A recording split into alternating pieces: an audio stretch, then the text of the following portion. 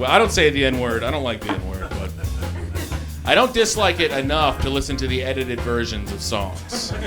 Those songs stink. They're not good. I mean, when every other word is bleeped out, it doesn't even feel like authentic country music. This guy's so freaking funny. He's hilarious. He's in town from New York. Make some noise. Come on now. Go crazy now. Come on now for Tim. Hey! Good news, folks. My girlfriend and I just made 11 years together. That's pretty good. 11 of them.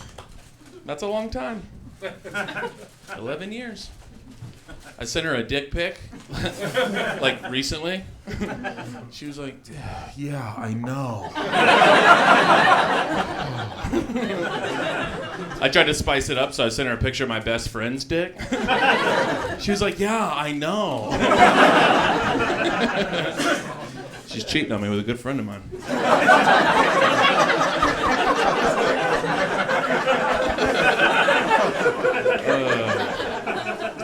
She's white, so she loves true crime. She loves that shit so much. She makes me watch it.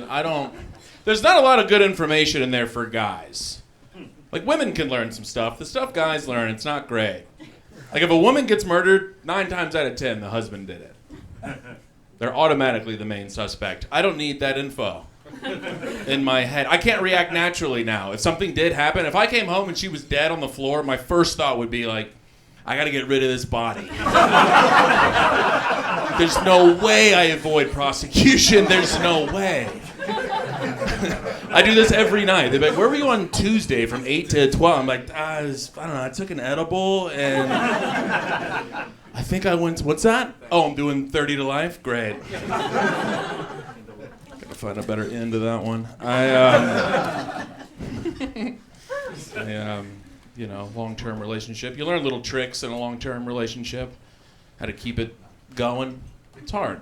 I learned this one a long time ago. If you go down on your girlfriend every single day, she won't even notice you're unemployed. That's not bad. That's not bad. It's like Wednesday at 2 p.m. She's like, shouldn't you be at the office? I was like, take those panties off. I'm about to clock in.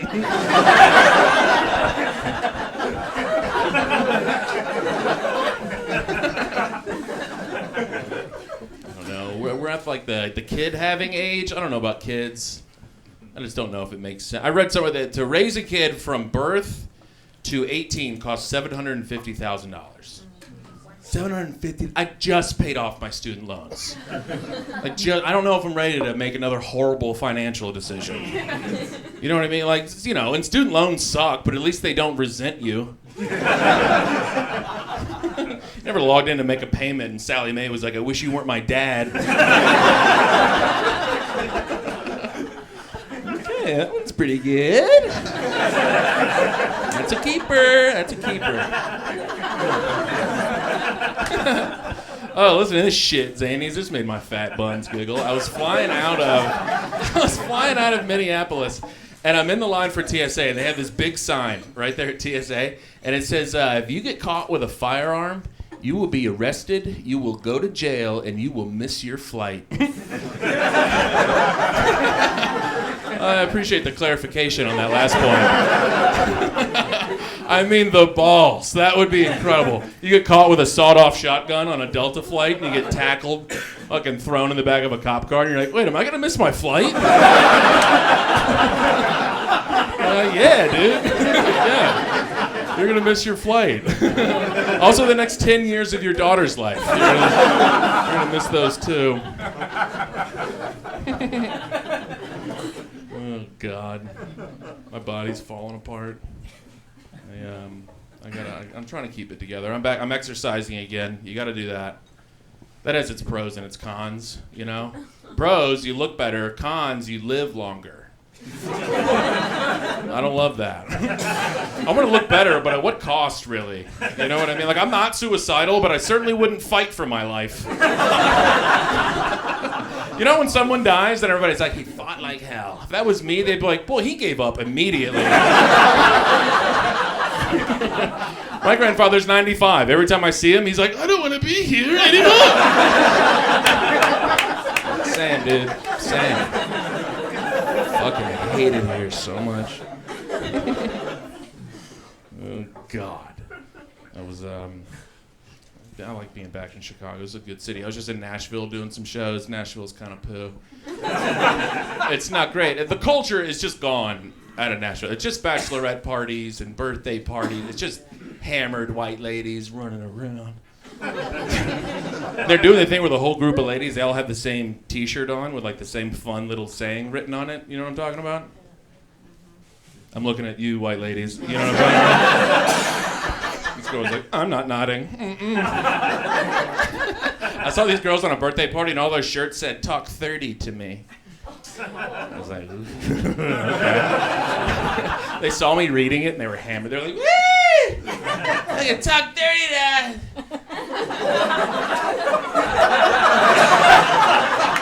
All right. Your hottest years are behind you. Oh, that one's mean for no reason at all. I think I'm just projecting, honestly. Time's beating the shit out of me. I just turned 24 years old. Can you believe that? I'm not 24. She was looking at me like, boy, you did something bad to yourself.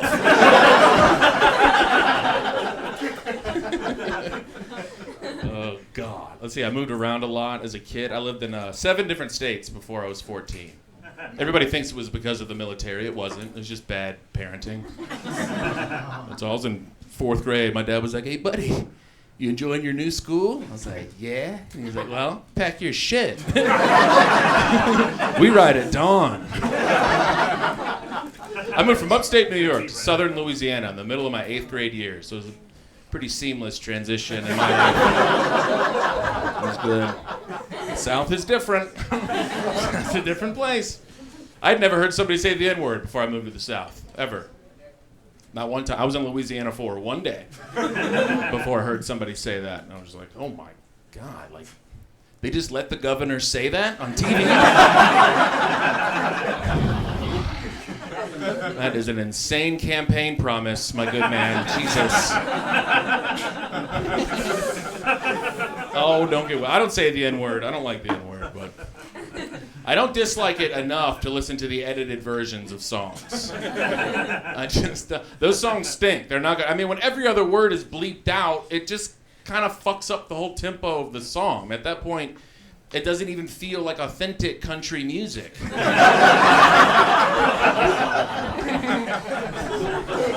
That was pretty good.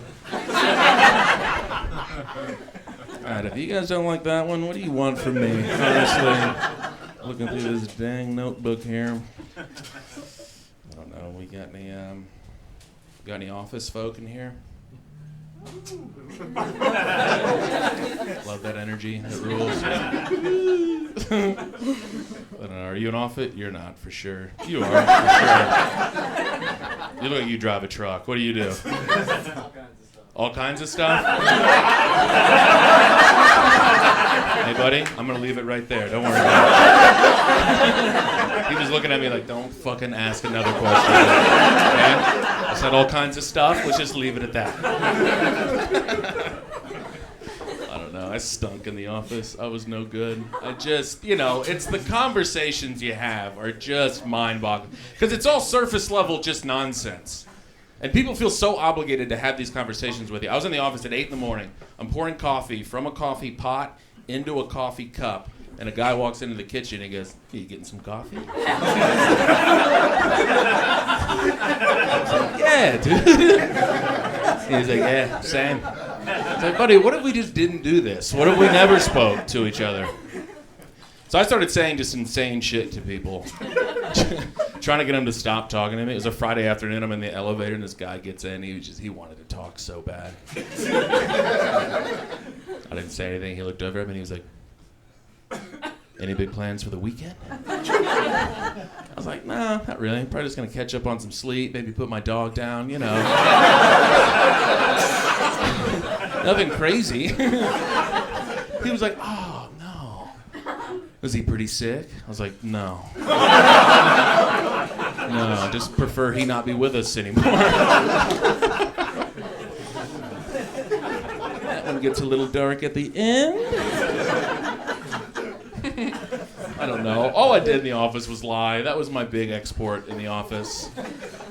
You know the little office lies you tell when it's just like a little something here and there? I started running out of those little ones. The lies I started telling were so far over the top, they didn't even match up with what I was trying to get away with anymore. It was not... I just barely oversleep my alarm. Called my boss immediately. I was like, my mom had a stroke. And, I don't know, it's not looking good. Like, I'm getting updates from my sister, and, she's 850 miles away, so I can't even go and see her, and, like... She's been in great shape her whole life, so it's like crazy that this is even happening. Like she just got rolled into the ICU, so I'm gonna be about 5 minutes late.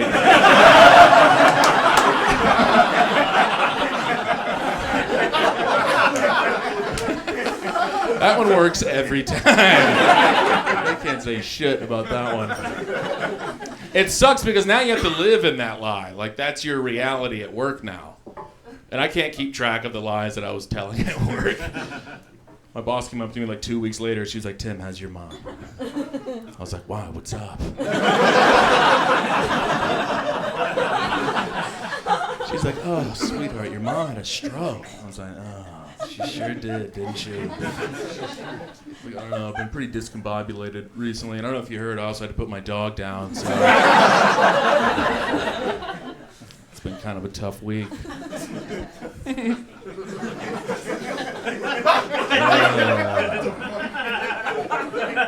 How are we feeling about Palestine?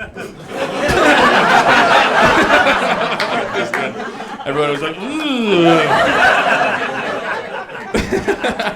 I did see this tweet. It said, don't stop talking about Palestine. And I was like, hell yeah. And I opened up the tweet to see what the comments were, and that same person commented under it, and it said, and don't stop talking about Puerto Rico. And I was like, okay.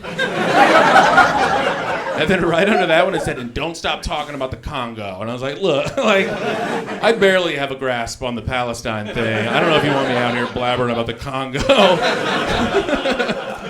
I'm like, damn, you guys hear about Palestine? I'm like, yeah, it's fucked up. I'm like, yeah, I know. Did you hear about the Congo? And they're like, damn, no, what's happening over there? I'm like, I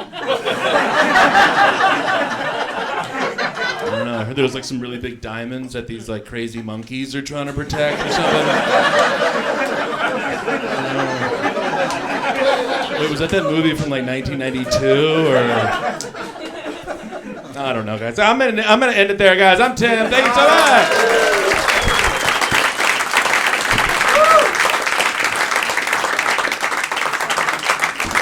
Smith, everyone, let him hear it.